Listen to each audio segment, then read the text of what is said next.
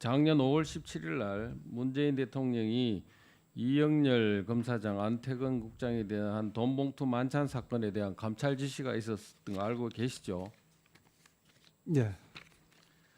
이 당시 이분들에 대해서 그 기소가 되고 대통령께서는 청탁금지법 법률 위반이 있었는지도 확인해야 된다고 이렇게 지시를 하셔가지고 이영렬 검사장은 기소됐고 1심, 2심에서 전부 무죄가 나고 검찰이 지금 상고에서 대법원에 사건이 가 있는 상태라고 알고 있습니다. 알고 계시죠? 예. 네. 그리고 안태근 국장은 면직 처분돼서 기소는 안 됐습니다만 면직 처분되고 지금 행정 소송하고 있다고 합니다. 대통령 지시가 이것뿐만이 아닙니다. 대통령이 그 뒤에 금년 2월 5일 경에는 그 강원랜드 수사와 관련해서 수사 외압을 진상 규명하라고 수사 지시를 또 했습니다. 서지현 검사가 얘기한 강원랜드 채용 비리 관련 수사 과정에 외압이 있었다고 해서 대통령 지시에 따라 가지고 수사단이 다시 구성이 되고 이 수사단에 의한 수사가 진행이 됐습니다.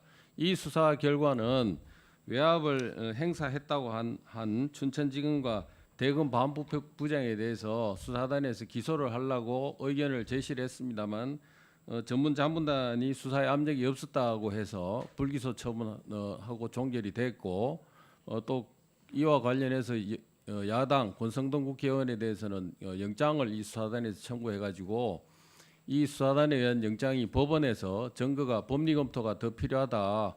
이런 이유로 영장이 기각됐는데 알고 계시죠? 네, 보도를 통해서 접했습니다. 대통령께서 서지현 검사의 성추행 관련 검찰 내부 성추행 폭력 사건과 관련해서도 검찰의 잘못에 대해서 엄정한 책임을 묻는 방안이 필요하다고 그렇게 이제 얘기를 했고 그 결과로 수사단이 또 꾸려졌습니다. 그 알고 계시죠? 네. 이 수사로 인해서 안태근 검찰국장이 지금 현재 기소돼 있습니다. 알고 계시죠? 네, 보도를 통해서 접했습니다. 이거 역시 그 대통령 지시에 의한 수사입니다. 알고 계시죠? 뭐 언론에 다 드러나 있는 거 아닙니까?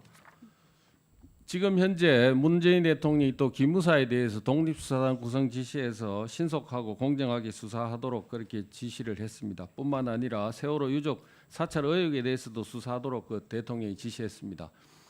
이 대통령의 수사 지휘에 대해서는 지금 현재도 여러 가지 이제 얘기가 있습니다만 그 후보자께서 사법제도개혁특별위원회 회의에 이제 갔을 때도 이 부분과 관련한 얘기들이 그 당시 야당 의원이죠. 지금은 여당 의원입니다만 박범계 의원이 지적을 한 바가 있습니다.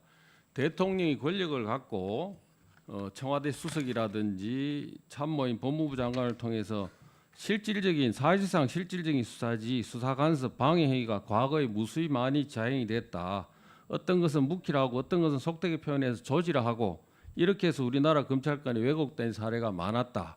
이런 얘기들을 그때 사법개혁위원회에서도 얘기가 있었습니다. 이것도 내용 아시죠? 이런 내용 기억 안 나십니까? 회의록이 다 있는 내용입니다. 예, 그 오래돼서 정확하게 그런 얘기들이 오고 간 건 맞죠? 네, 그럴 거로 생각합니다. 예.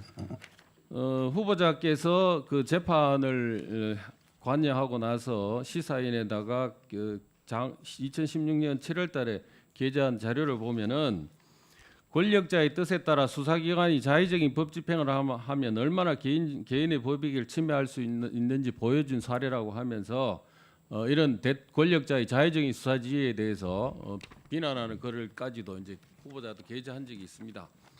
최근에 헌법개정특별위원회 회의에 가셔가지고 어떤 얘기를 기본권 문과 자문위원으로 후보자가 가셔가지고 어떤 얘기를 하셨냐면은 부당한 지시나 간섭 등의 등의 조항을 신설하자는데 의견을 모았다. 헌법에 담을 건지 말 건지는 좀 더 논의해보자 하는 이런 결론을 내신 적 있죠. 예. 맞습니까?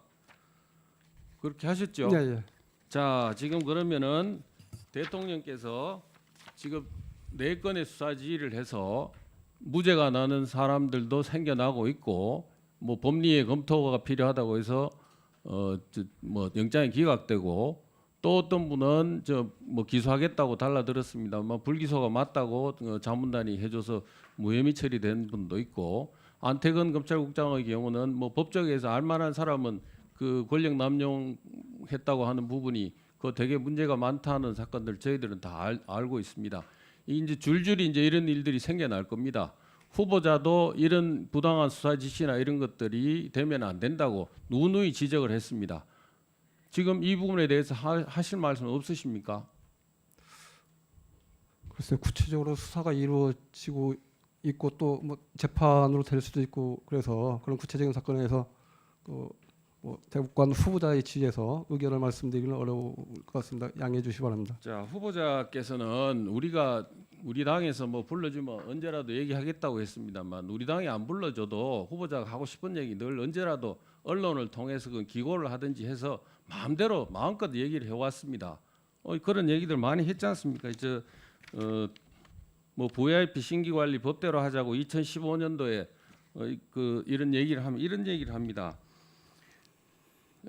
기본적으로 법치라고 하면 지배자의 권력을 제한하는 그런 개념으로 나왔다. 그 지배 권력이 취약할수록 정통성이 약할수록 법치를 지배 수단으로 사용해왔다.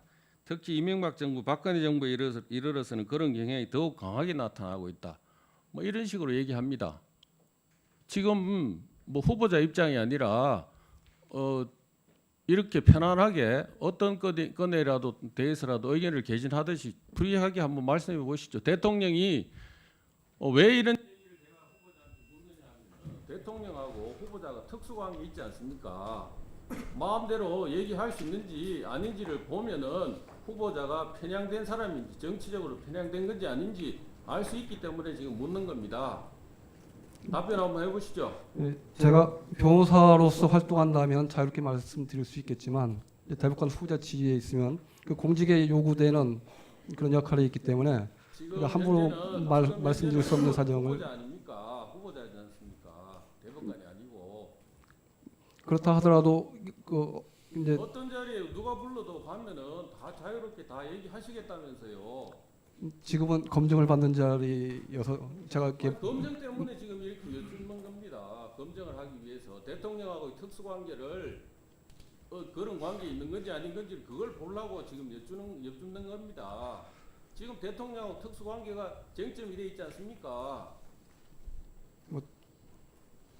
최소한 대통령께서 이 재판과 관련해서 이렇게 개입한다든가 그럴 경우에는 단호하게 이렇게 거절할 뭐 그런 형태에 있습니다. 그리고 말씀해주신 뭐 그런 사항들도 유념하도록 하겠습니다. 이거 분명히 얘기를 하셔야죠. 이게 지금 대통령이 이렇게 수사 지시해서 이런 이상한 결과들이 지금 계속 양산돼 나오지 않습니까?